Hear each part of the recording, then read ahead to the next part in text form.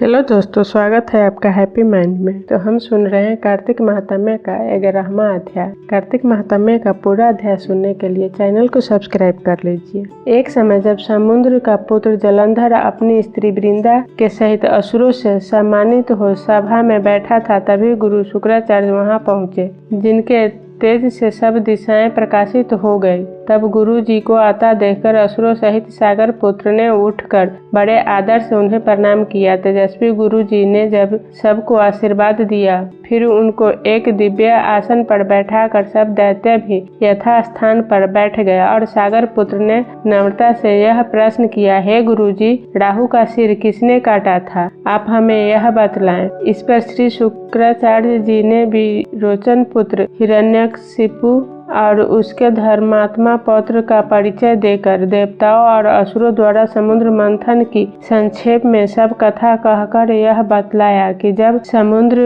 से अमृत निकला तो उसे देवरूप बनाकर राहु विपीने बैठ गया। इस पर इंद्र के पक्षपाती भगवान विष्णु ने राहु का सिर काट डाला। यह सुनने के साथ ही जलंधर के नेत्र लाल हो गए। उसने बड़ा क्रोध किया। फिर उसने धस्मर नामक दूत को बुलाकर गुरु का कहा हुआ सब वृत्तांत सुनाया और आज्ञा दी कि तुम शीघ्र ही इंद्रपुरी में जाकर इंद्र को मेरी शरण में लाओ। धस्मर जलंधर का बड़ा निपुण दूत था। वह शीघ्र ही इंद्र की सुधर्मा नामक सभा में जा पहुंचा और उसने जलंधर के शब्दों में कहा, हे देवता धम, तुमने समुद्र को क्यों मथा और मेरे पिता के सब रत्नों को क्यों ले लिया है? ऐसा करके तुमने अच्छा नहीं किया। यदि तू अपना भला चाहता है तो उन सब रत्नों सहित देवताओं के साथ मेरी शरण आ, अन्यथा हे सुराधम, मैं सत्य कहता हूँ कि तेरा राज्य ध्वंस कर दूंगा। इंद्र यह सुनकर बहुत विस्मित हुआ और कहने लगा, पहले सागर ने मेरे भय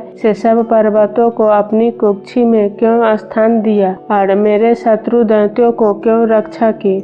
इसी कारण से मैंने उनके सब रत्न हरण किए हैं। मैं सत्य कहता हूँ कि मेरा द्रोही सुखी नहीं रह सकता। इंद्र की बात सुनकर सब दूत शीघ्र ही जलंधर के पास आया और सब बातें उसे कह सुनाई, जिन्हें सुनते ही वह दैत्य क्रोध के मारे अपने होठों को काटने लगा और देवताओं को जीतने के लिए उसने उद्योग आरंभ किया। फिर तो सब दिशाओं तथा पाताल से करोड़ों दैत्य उसके पास पहुंच गए। शुभ निशुम्भ सेनापतियों को साथ लेकर जलंधर इंद्र से युद्ध करने लगा। शीघ्र ही इंद्र ने नंदन वन में अपनी विशाल सेना उतार दी। वीरों की शंख ध्वनि और घोर गर्जना से इंद्रपुरी गूंज उठी। अमरावती छोड़ देवता उनसे युद्ध करने चले। भयानक मार काट हुई।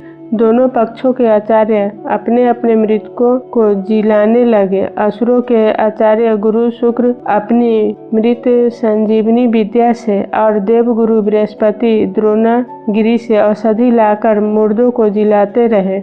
इस पर जलंधर ने अपने गुरु शुक्राचार्य जी से क्रुद्ध होकर कहा, मेरे हाथ से मरे हुए देवता जी कैसे जीते हैं? जिलाने वाली औषधियां तो सब आपके पास ही है, फिर यह कैसे संभव? इस पर श्री शुक्राचार्य जी ने गुरुदेव श्री बृहस्पति जी द्वारा द्रोणागिरी से औषधि लाकर देवताओं के जिलाने की बात कह दी। यह सुनकर जलंधर और भी क्रुद्ध हो गया। श्री शुक्राचार्य जी ने कहा, क्रुद्ध क्यों होते हो? यदि शक्ति है तो द्रोणागिरी पर्वत को उखाड़कर समुद्र में फेंक दो, तब मेरे कथन की सत्यता प्रमाणित हो जाएगी। इस पर जलंधर क्रुद्ध होकर शीघ्र ही द्रोणागिरी पर्वत के पास जा पहुंचा और अपनी भुजाओं द्वारा उसे जड़ से उखाड़कर समुद्र में फेंक दिया। वह भगवान शंकर का तेज था, उसमें जलंधर की कोई विचित्रता नहीं। पश्चात यह सागर पुत्र युद्ध भूमि में आकर बड़े वेग से देवताओं का संहार करने लगा। जब गुरु बृहस्पति औषधि लेने के लिए द्रोणागिरी पर्वत पर पहुंचे तो द्रोणागिरी की जगह वहां पर उन्हें सूना मैदान मिला। तब वह भयभीत होकर देवताओं के पास आया और कहा कि युद्ध बंद कर दो, तुम लोग अब जलंधर को नहीं जीत सकोगे। पहले इंद्र ने जो भगवान शंकर का अपमान किया था, यह उसी का फल है।